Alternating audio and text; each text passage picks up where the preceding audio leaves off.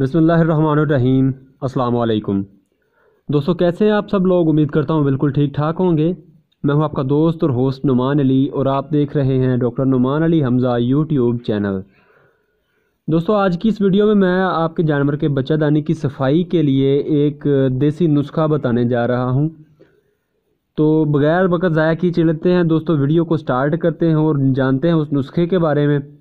लेकिन दोस्तों, video start करने से पहले मेरी तमाम दोस्तों से गुजारिश है कि अगर अभी तक आप लोगों ने मेरे चैनल डॉक्टर नुमान अली हमज़ा को सब्सक्राइब नहीं किया तो काइंडली पहले मेरे चैनल को सब्सक्राइब कर दीजिए और साथ में बने घंटी के निशान को दबा दीजिए ताकि मेरी हर नई आने वाली वीडियो या कोई भी अपडेट आपको सबसे पहले मिलती रहे। तो वीडियो अच्छी लगी तो दोस्तों लाइक कर दीजिएगा, दोस्तों के साथ शेयर कर दीजिएगा और कमेंट सेक्शन में अपनी राय का इजहार कर दीजिएगा। तो आइए दोस्तों, वीडियो को स्टार्ट करते हैं। दोस्तों, सबसे पहले तो बात कर लेते हैं कि जानवरों में ये मसला होता क्यों है, यानी कि जानवर का जो बच्चेदानी का मसला आता क्यों है, उसके अंदर म्यूकस क्यों जमा होती है, इन्फेक्शन होता क्यों है। दोस्तों, उसकी बहुत सारी वजूहात हो सकती हैं। अगर तो आपका जब जानवर बच्चा देता है, आपका मतलब डिस्टोकिया का प्रॉब्लम आता है, यानी कि हाथ डालकर बच्चे को निकालना पड़ता है, तो उस वक़्त अंदर इन्फेक्शन होने के चांसेस होते हैं। इन्फेक्शन काफ़ी हद तक उस वक़्त होता भी है। दूसरे नंबर पर दोस्तों, जब जानवर का मतलब ज्योर निकाली जाती है उस वक़्त भी जानवर के अंदर इन्फेक्शन होने के चांसेस होते हैं।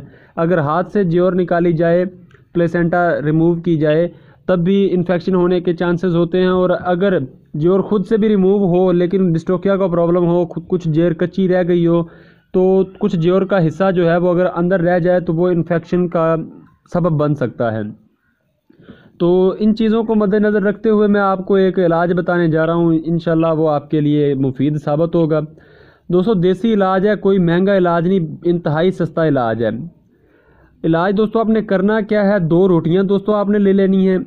सूखी रोटियां जो होती हैं, जिनको हम रूखी रोटियां भी कहते हैं, मतलब जिन पर घी ना लगा हुआ हो। और दोस्तों, तकरीबन 2 चम्मच घी आपने ले लेना है, जो देसी घी है वो ज़्यादा फ़ायदेमंद अगर आप देसी घी लें तो। और उसके साथ दोस्तों आपने 2 से 3 चम्मच जो है हल्दी के ले लेने हैं। जो हल्दी होती है उसके आपने 3 चम्मच ले लेने हैं, 2 से 3 चम्मच जानवर के वज़न के हिसाब से।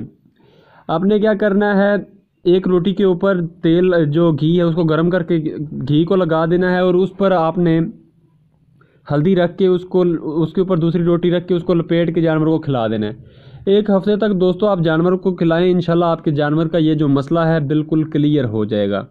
तो दोस्तों, उम्मीद है कि ये नुस्खा आपके काम आएगा। वीडियो आपको अच्छी लगी होगी। वीडियो अच्छी लगी हो तो लाइक कर दीजिए, दोस्तों के साथ शेयर कर दीजिए, कमेंट सेक्शन में अपनी राय का इजहार ज़रूर कीजिएगा। तो दोस्तों, अपना ख्याल रखिए, घर वालों का ख्याल रखिए और मुझे दुआओं में याद रखिए। अल्लाह हाफ़िज़।